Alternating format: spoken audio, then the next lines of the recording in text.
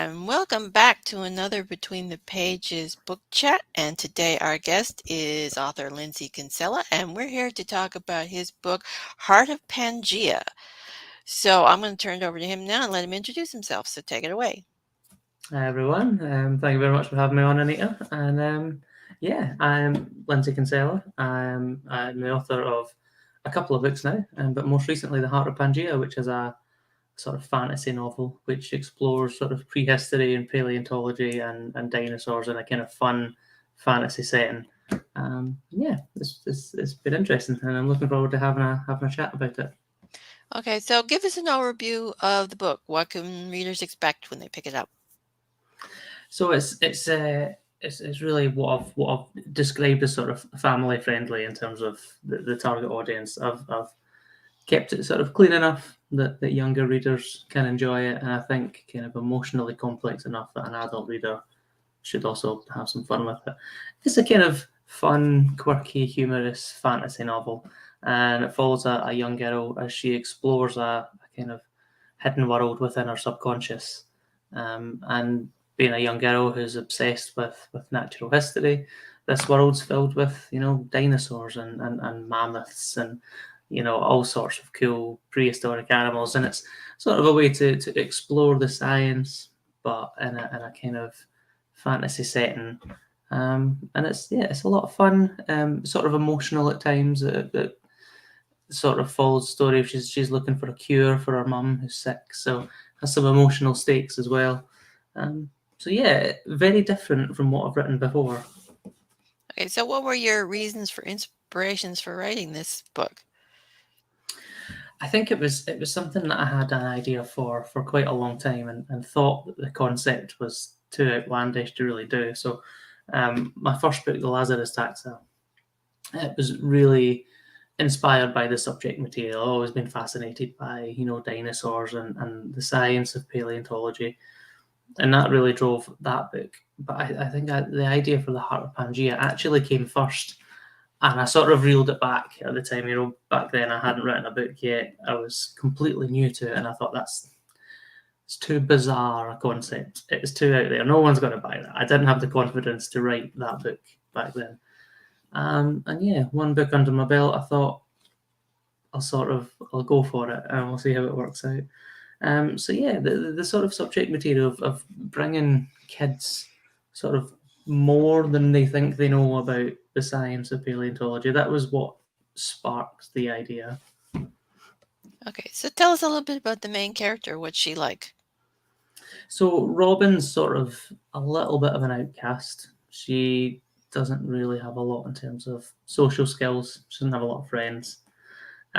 Bar Ed, who is an imaginary friend, and Ed's actually the narrator from the story, which I find quite an interesting concept. Sort of, the story's told through the perspective of a character who effectively doesn't really exist.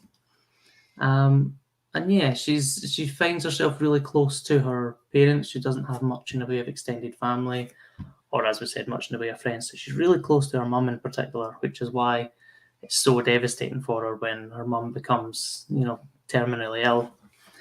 And yeah, she's a shy girl, and a lot of the story is about her sort of growing to become more independent and to become more confident, and also to learn to live without certain aspects of her life. Okay, it sounds like a coming of age story, but also a bit of a psychological um uh I'm trying to think of the word here. A psychological journey um of grief maybe, and coming to terms with the possible death of a parent. Yeah, it certainly has aspects of that. I mean, Robin is 12, which I suppose is quite a typical kind of coming of age type age, if you like. And yeah, it really does explore the sort of psychology of a young girl who's quite isolated, and it sort of explores what's real and what's not real. So there's this sort of element of kind of magic and mystery in this fantasy world, but there's also an undertone of questioning whether or not it's just purely made up. Is it just fantasy? Is it real? And I sort of intentionally never really answer that. It's just the question runs throughout the story as a little bit of an undertone. So it's kind of got like almost like a hint of magic realism in it. Yeah, that would be a fairly good description of it, I think. Okay, so and you mentioned the narrator is actually the imaginary friend. So what exactly is the imaginary friend, or do you describe him during the book, or? Yeah. So Ed is kind of, well, actually, in terms of, so he's on the cover for a start. So there we are. Ed is what's called a dimetrodon, and it's sort of an important aspect of the story that he is not a dinosaur, and he very much does not like to be mistaken for a dinosaur. And Ed's kind of, he's in a way everything Robin isn't, and in a way everything that Robin wishes she could be. He's confident, he's brave, he's funny. He sort of knows what he wants. He knows how to speak to people. And that's sort of quite deliberate, I suppose. And I think it's about Robin's dependence on Ed in a lot of ways, and then on how she sort of grows to need him less throughout the story. But yeah, he's sort of our protector and our guide for a lot of it too. Okay, so what was the hardest scene or type of scene that you had to write in the book? I think what was hard at first, in terms of a type of scene, I think I really wanted to have a lot more humour in this one than I had before. I wanted it to be, I wanted the balance of sort of emotional. So, a mum who has cancer, that's inevitably quite a dark theme to run with. But it had to be sort of fun for a younger audience. I had to make sure that I wrote quite a lot of humour into it, which I hadn't done before. And that's more difficult than you'd think. I think I expected that to be easy. I thought I'll just write it funny. Like that, I'll just be funny. And it's really difficult. And I think because, even more so within a book, comedy on perhaps, on a screen or a play, you have a sort of physical element, and you can really, deliver the comedy through the delivery of the speech.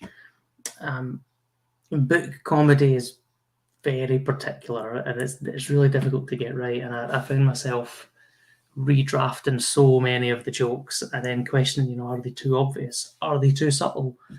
Are they just not funny? So yeah, I'm still waiting on enough reviews back to find out if it is funny. It seems that so far people like it, but it's early days yet. Yeah, humor is very difficult to put in writing. I've done some weird things that hopefully have come across as humorous in some of my short fiction. So yeah, I know how difficult it can be.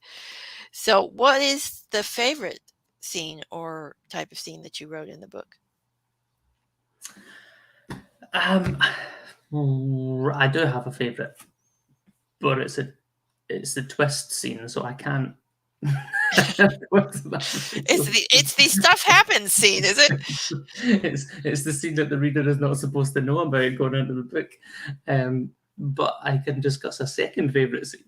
I have a few actually, and I think some of the more interesting scenes to write were actually things that were just sort of dialogue and just sort of interesting characters. I think this book was a lot more character driven than what I've done before.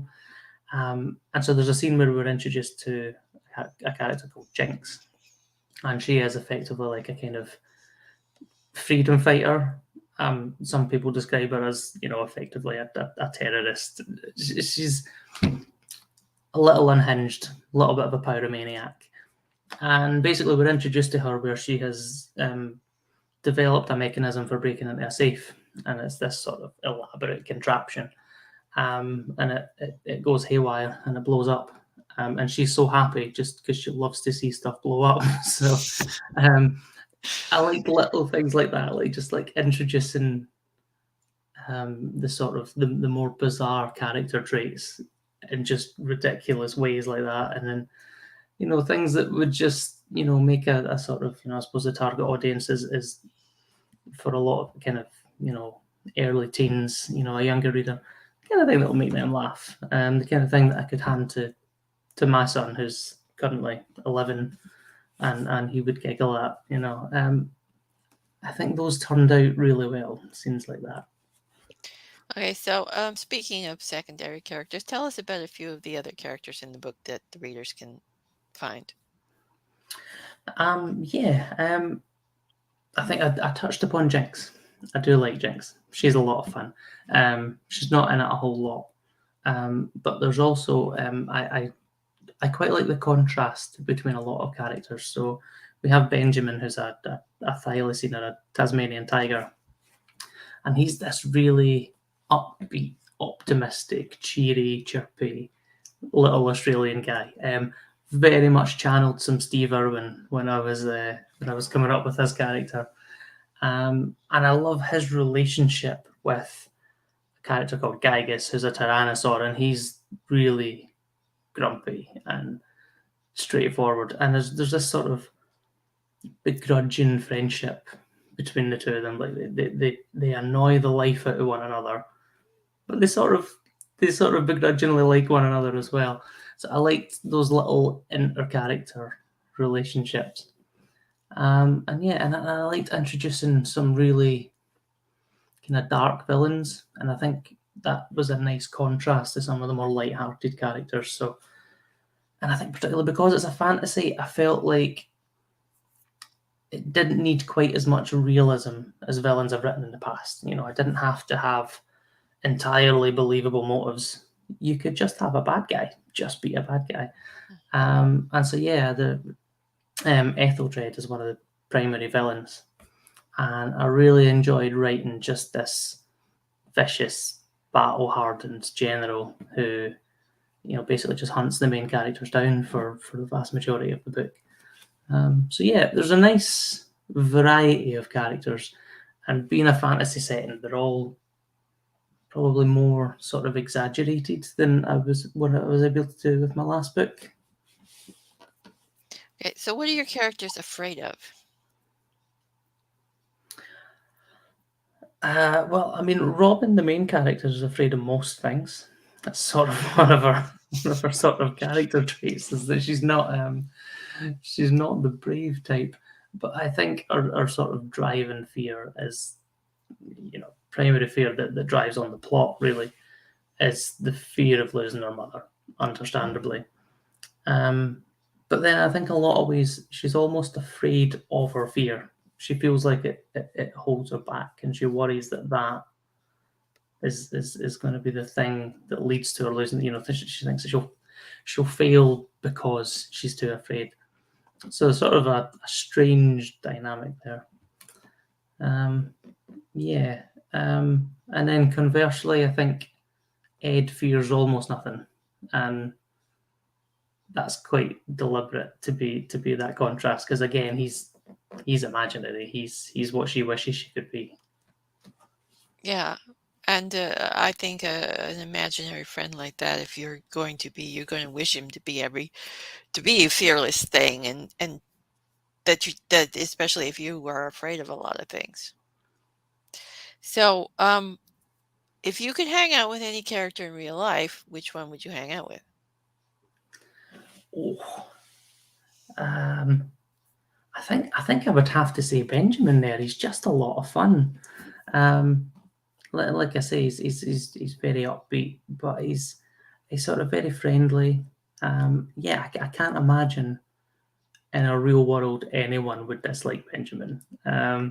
And that's sort of what he's in for. He's a little bit of comic relief, I guess, but he's there to keep the mood high. He's there to, even in the dark moments, keep people seeing the positives. And I think just having someone around who's like that would be amazing. Someone who can always see the good in things. Yeah, it would be. So, what are you working on now, and what's coming up for you? So I tend to really flip flop in terms of tone between books, because the Lazarus Acts was quite an adult book. This is quite a kind of fun, light-hearted fantasy book.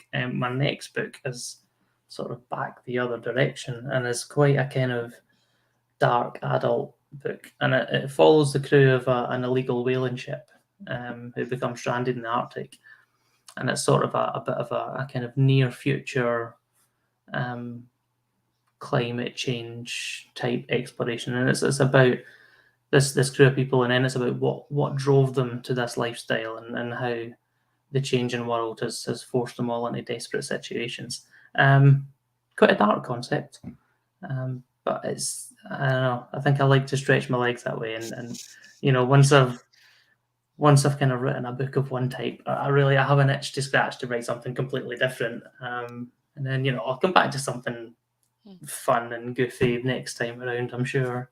Yeah. So are there any genres out there that you really want to write in that you haven't tried, or maybe a little reluctant to try? I very much would like to try some horror. Um, and I think the current project probably has some horror elements to it. It's probably more sci-fi than anything, though. But I think some proper horror. I have some ideas for proper horror, but it's something I haven't quite had a sort of well enough formed concept to really fully commit to it yet. But yeah, one day when I have a good enough idea that I can fully flesh out, I'd love to do a horror. Okay, so I think we'll wrap the interview up there, and I'll let everyone tell you, let you tell everyone where they can find you and your books. Yeah, so you can find me predominantly on Facebook. It's just Lindsey Kinsella author. You'll find me on Twitter and Instagram and TikTok. I don't really know how to use those that much, but I do my best. And yeah, the book, both The Heart of Pangaea and The Lazarus Taxa, are available on effectively anywhere online that you would buy a book. It's on Amazon, Google, Barnes and Noble, Kobo, all the rest of it. And yeah, pick up a copy and let me know what you think. Okay, so I've linked the Heart of Pangea down in the description if you want to check it out. It sounds wonderful, and thank you for being a guest today. It was a pleasure chatting with you. You're quite welcome. Thank you for having me on. Okay, and that's it for this episode. Bye for now.